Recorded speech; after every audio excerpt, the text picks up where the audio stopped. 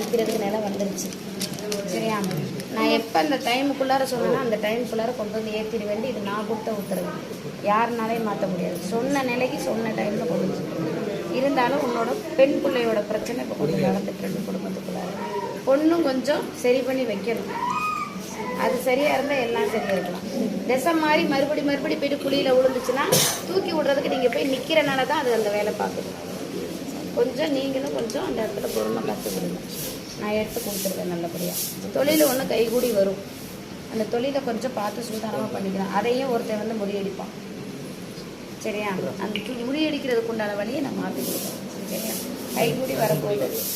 நல்ல சொந்தத்திலேயே தான் நான் சொல்கிறதுக்கு உண்டான வழி வரும். இந்த வைகாசியில் நடக்கிறதுக்கு நான் கொடுத்த உத்தரவு என்றைக்கும் மாறாது. சரியா?